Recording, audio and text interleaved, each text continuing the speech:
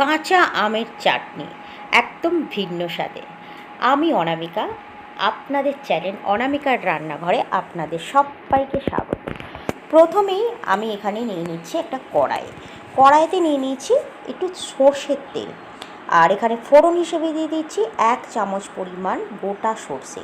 এর ওপরে দিয়ে দেব, দেখুন ভালো করে, এটা হচ্ছে 5 ফোড়ন। এটা যখন একটু ভাজা ভাজা হয়ে যাবে, মানে ফোড়ন থেকে যখন সুন্দর একটা গন্ধ আসবে, এটাকে কিন্তু একটু সময় ধরে একটু সুন্দর মানে ভালো করে ভেজে নিতে হবে। যখন গন্ধটা আসবে তখন 1 কাপ জল কিন্তু এখানে অবশ্যই দিয়ে দেবেন, নর্মাল জল, এখানে 1 কাপ পরিমাণ জল দিয়ে দেবেন। আর এই যে কাঁচা আম, এখানে কিন্তু হলুদ আর লবণ দিয়ে অনেক আগে কিন্তু আমি সেদ্ধ করে রেখে দিয়ে দিয়েছিলাম, যেহেতু আমটা টক ছিল, আর জলটা ফেলে দিয়েছিলাম। এখানে ফোড়নটা হয়ে যাওয়ার পর 1 কাপ জল আমি এখানে দিয়ে দিয়েছি। তো এইখানে আপনারা কিন্তু এর থেকে বেশি কিন্তু জল দেবেন না।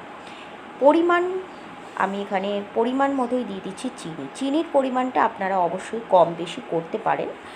আর এখানে একটু স্বাদ বদলের জন্য দিয়ে দিচ্ছি অল্প একটু, মানে 1 চিমটে পরিমাণ লঙ্কার গুঁড়ো। এতে কালারটা সুন্দর আসবে এবং টেস্টটা অন্যরকম হবে। ভাববেন না যে খুব ঝাল হয়ে যাবে, সেটা না। আর পরিমাণ মতো এখানে দিয়ে দিচ্ছি লবণ। সব কিছু এবার সুন্দরভাবে মিশিয়ে দিচ্ছি, আর একটু ফুটে ওঠা পর্যন্ত আমাদের কিন্তু অবশ্যই অপেক্ষা করতে হবে। এই রকম আমের চাটনি মুখের স্বাদ কিন্তু বদলে দেবে। একবার ট্রাই করে দেখার অনুরোধ রইল।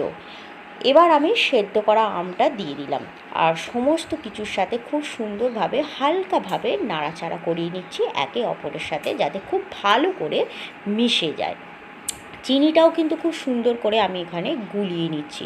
এখন সমস্ত কিছু সুন্দরভাবে মিশে গেছে এবং চিনিটাও গলে গেছে, গলে কিন্তু জল হয়ে গেছে। একটা পাত্রে আমি ঢেলে নিলাম। এবার দেখুন কত সুন্দর কালার হয়েছে, আর কিন্তু একটা থকথকে ভাব কিন্তু আছে।